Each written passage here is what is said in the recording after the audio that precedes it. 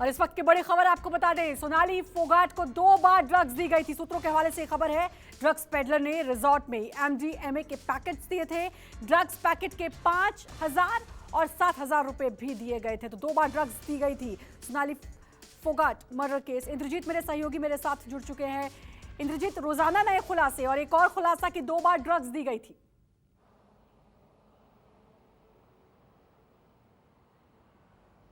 जी बिल्कुल, बहुत बड़ा खुलासा है क्योंकि ड्रग्स जब ये होटल में पहुंचे थे तभी सुखविंदर और सुधीर ने ड्रग्स ले लिए थे और वो ड्रग्स 7:30 बजे के करीब बताया जाता है कि जब सोनाली फोगाट वहां पर गई थी, वहां पर 7:30-8 बजे के करीब उन्होंने एक बार ड्रग्स, तीनों ने बताया जा रहा है कि तीनों ने ड्रग्स लिया था। और इसके बाद जो रेस्टोरेंट एंड पब गए थे वहाँ पर एक बार जो बोतल में आपको विजुअल में भी दिख रहा है कि सोनाली फोगाट को पिलाया जा रहा है कोई लिक्विड, उसमें ड्रग्स ही पिलाया गया है, ये कबूल किया है सुधीर सांगवान ने। तो कहीं ना कहीं 2 बार ड्रग्स की बात कबूल किया है दोनों ने। और दूसरी बात यह है कि ड्रग्स की मात्रा इनके पास कितनी थी, आप समझ सकती हैं कि 2 बार ड्रग्स लेने के बावजूद भी इनके पास जब सोनाली की हालत बिगड़ गई तब इनके पास ड्रग्स बची हुई थी और उसको एक बोतल में रखकर जो टॉयलेट के फ्लैश में रखा था उन्होंने, और वो वहाँ से पुलिस ने बरामद भी किया और उसको सील किया। तो आप समझ सकते हैं कि कितनी बड़ी मात्रा में इन्होंने ड्रग्स लिया था।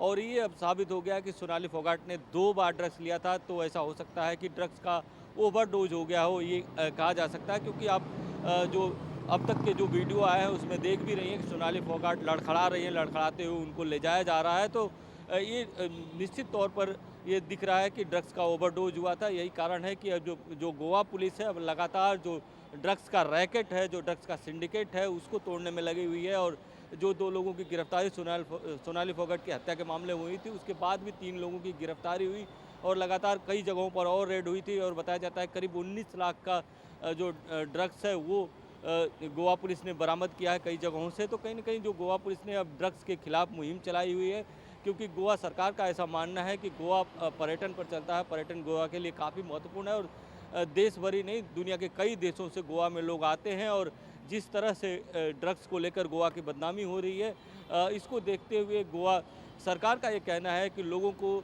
यहाँ एंजॉय करने ज़रूर आना चाहिए, लेकिन जो एक नियम कानून है उसका भी ध्यान में रखना चाहिए। तो कहीं ना कहीं जो ड्रग्स का सेवन हो रहा है उसको लेकर सरकार भी गंभीर है।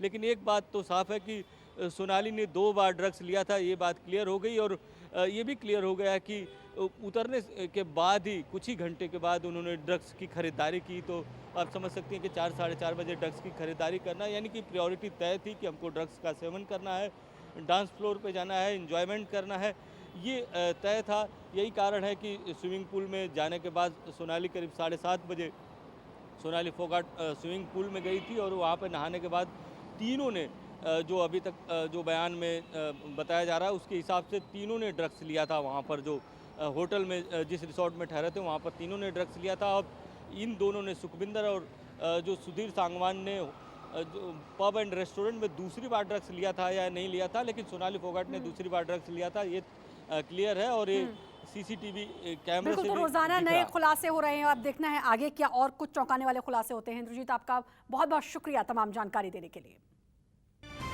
नमस्कार, मैं हूं मानक गुप्ता। अगर आपको हमारा ये वीडियो पसंद आया हो तो इसे लाइक और शेयर जरूर करें। और हां, हमें सब्सक्राइब और फॉलो करना ना भूलें ताकि आप देश और दुनिया की कोई खबर मिस ना करें। तो जुड़े रहिए हमारे साथ और देखते रहिए न्यूज़ 24।